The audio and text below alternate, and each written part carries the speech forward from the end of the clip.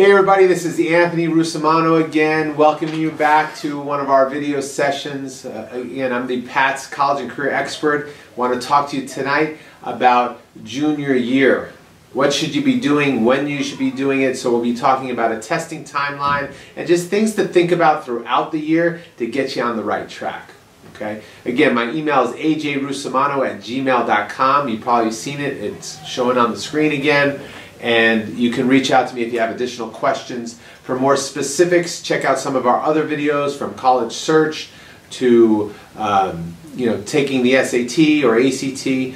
But this one will be a really general timeline. So when we talk about junior year, what should you be doing? How can you, what I say, proceed with purpose and stay on top of your academics and all the things you have to do? Well, one of the first things that comes across junior year is testing, the SAT or the ACT test. So I'm going to take you through some thought process around that because it's a really important timing thing.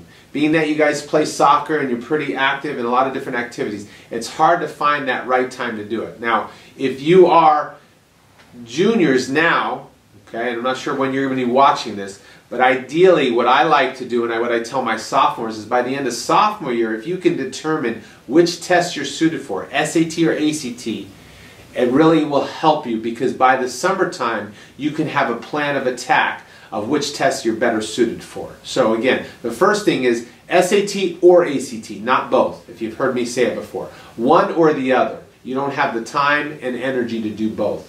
Okay? So I would highly encourage you to seriously consider doing some preparation over the summer if you need to boost your score. Here's a couple reasons why. One, you're not competing with your class schedule at school. So you don't have homework or AP homework or all those other things they get involved in. You might have some soccer, but you don't have the academics. So you can be laser focused with some prep if you need to improve. It's just like a sport. You have to learn some techniques and some strategies, just like you would on the soccer field. What's your style of play? How do I kick the ball? How do I drive the ball? There are techniques to employ on a test like the SAT or the ACT that you need to learn.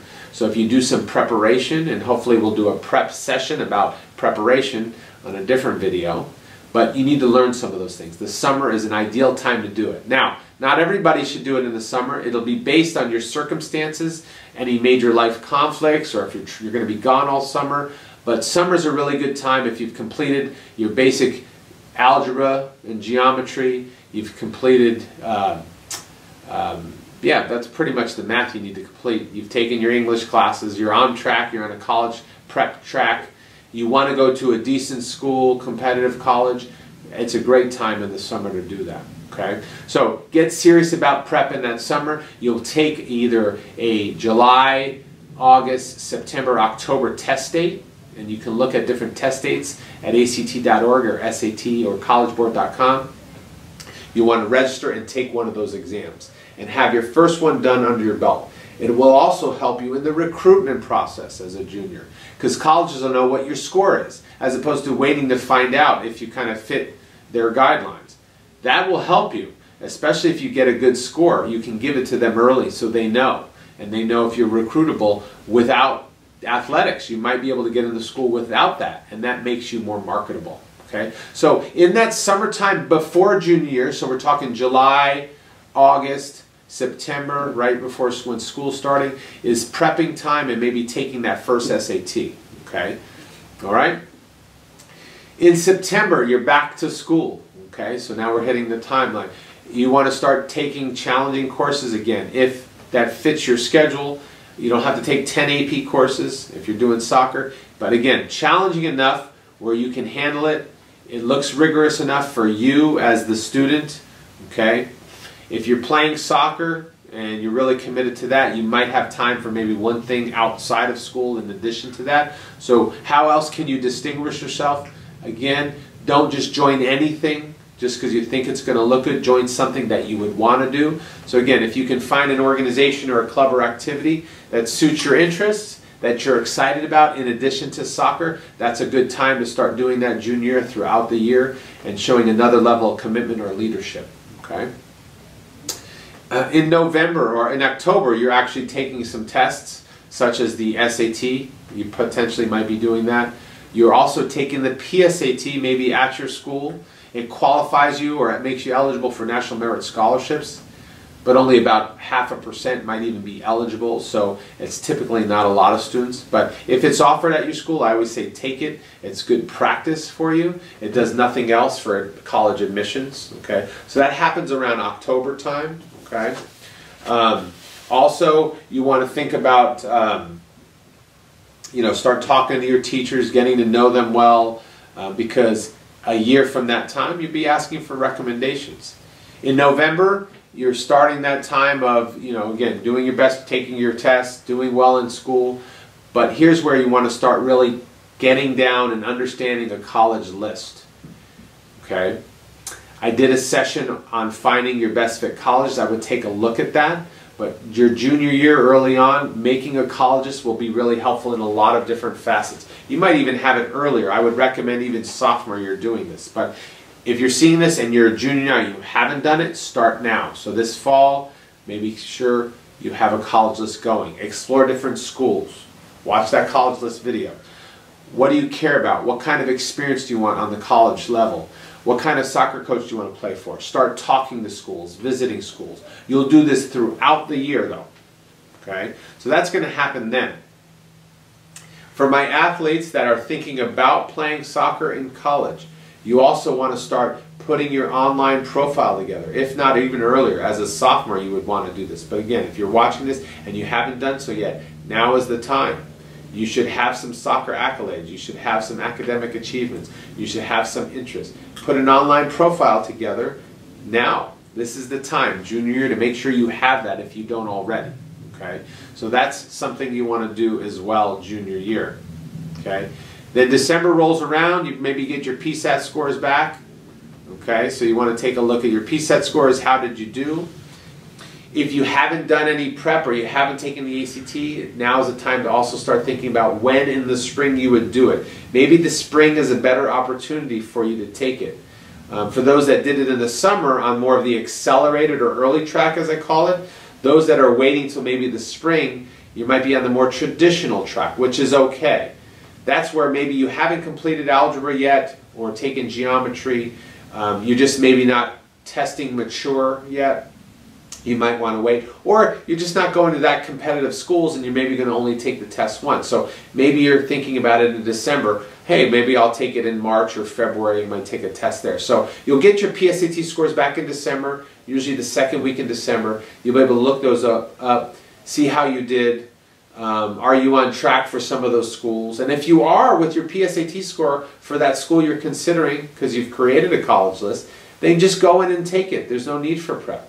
If you're far from your goal, then you might want to figure out what your test prep plan is. So then the next step after December, in January, is figuring out what your SAT or ACT prep plan would look like. You might start taking classes and doing some preparation for that. Okay, so it usually will take you twice as long as you think.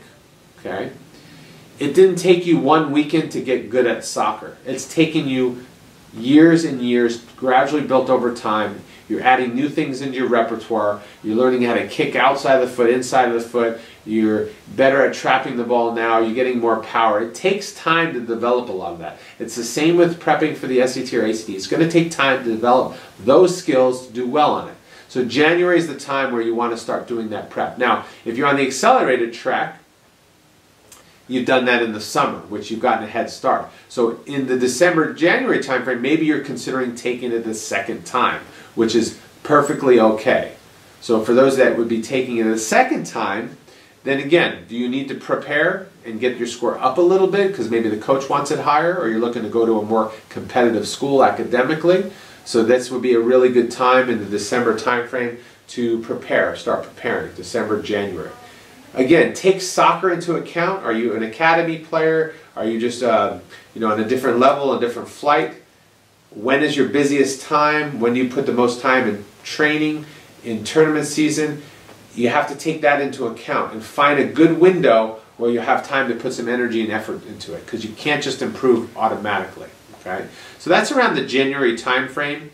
In February, you're still starting to explore different colleges. Hopefully you're starting to visit, talk to coaches, talk to schools, exploring careers. So as you're starting to look at schools, you're starting to think about the types of careers you might want and exploring what those majors are at that school and if it has what you want academically.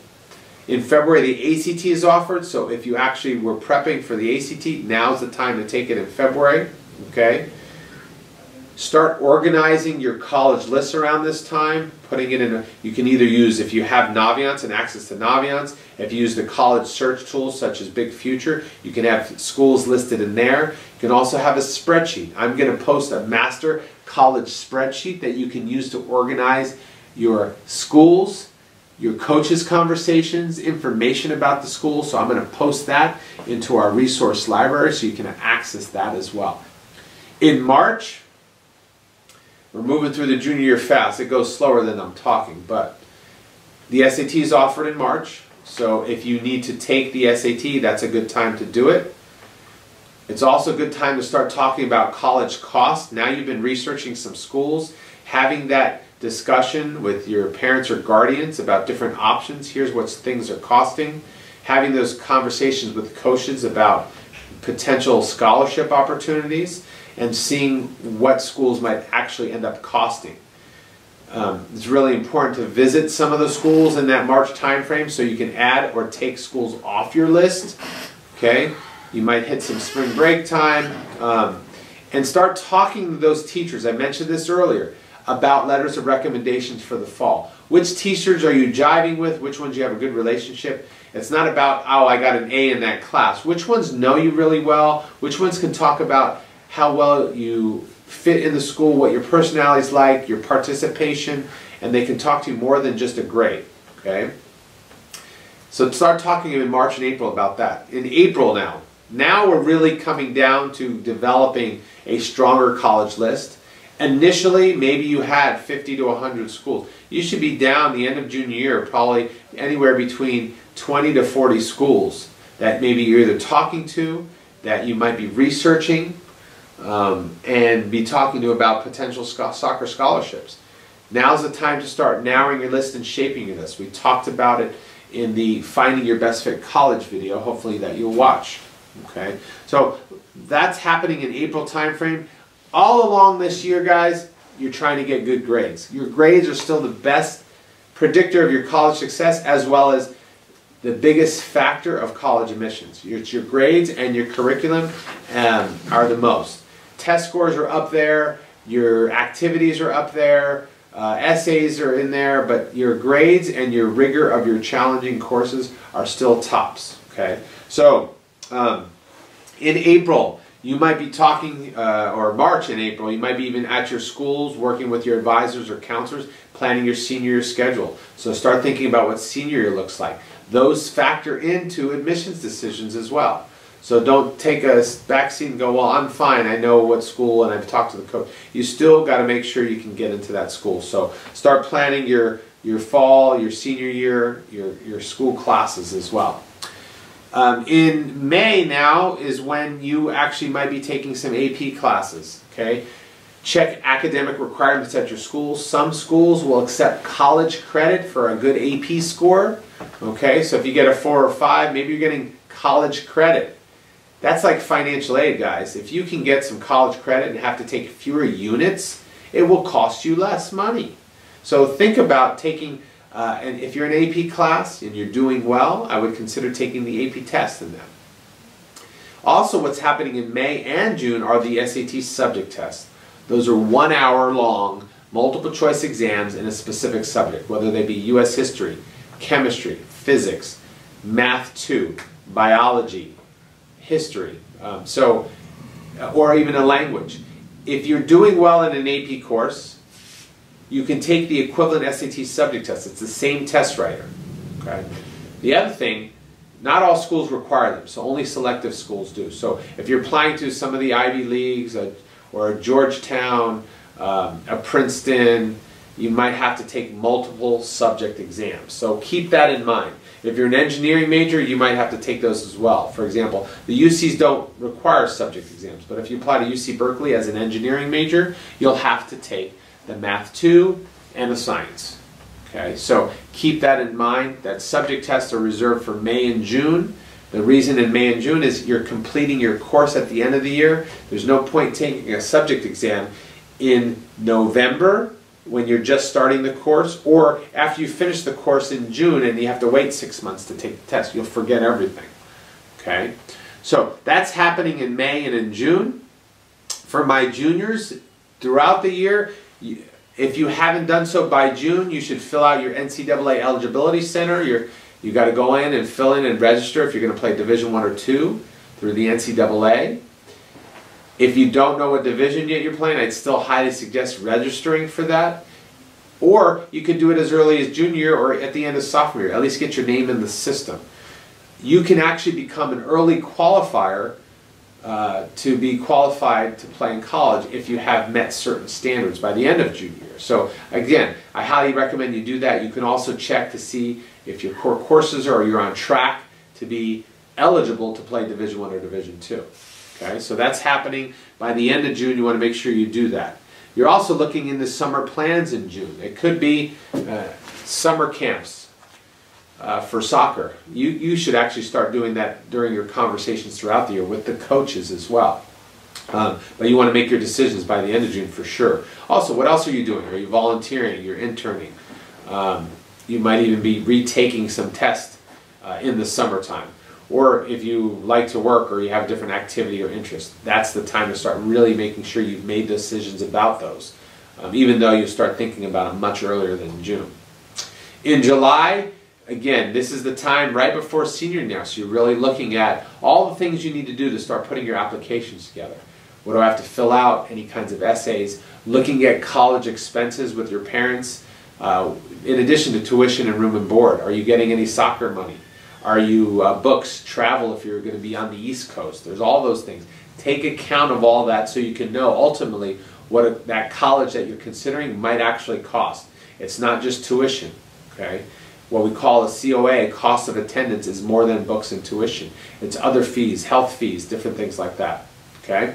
And then you're also considering in July and August, if you're retesting for the SAT or ACT, if you need to be eligible, if you need to get into the school, or if you need to do that again for some merit aid. Okay? And then in August, guys, senior year is really starting, where you're requesting financial aid information, you're finalizing your schools down to probably 8 to 15 different schools. You've talked to the coaches, you kind of know where you land on their board. You know the schools you're interested, you're making some final visits and stuff, and you're starting your applications. Okay? So that's happening in August for, actually, you'll be seniors by that time. So that's really your junior timeline in a nutshell. I'll have a handout on a checklist for juniors that you can follow along with. But for you guys, again, some of the big things happening this year is you're doing your standardized testing, okay, really big. You're creating your college list. We didn't talk a lot about it because I'm going to do a special session on getting recruited, but you're talking to coaches and you're talking about the recruitment process and things you need to do and trying to be eligible to play college soccer if that's one of your criteria to go to college. Okay, so those are big milestones junior year. Okay, all little things like letters of recommendations, looking at essays, visiting schools, those are parts of it, but the big things are the tests, okay, keeping your grades up, all right, recruiting stuff, okay, and that's happening your junior year. So with that said, again, another quick video to kind of get you on the right track. Hopefully you're doing that. Either look out to have some additional one-on-one time with one of my counselors if we have a window open for the PATS, or again, take advantage of some of these videos on a topic that you might want to find more about, whether it be paying for college, whether it be about writing your essays, whether it be about reach, target, and safety schools, or about athletic recruiting. Thank you. Have a great night. And again, as I always say, do what you love to do and go find those interests that help self-explore and become an expert in yourself so you can find a better path to college. Thanks. Perfect.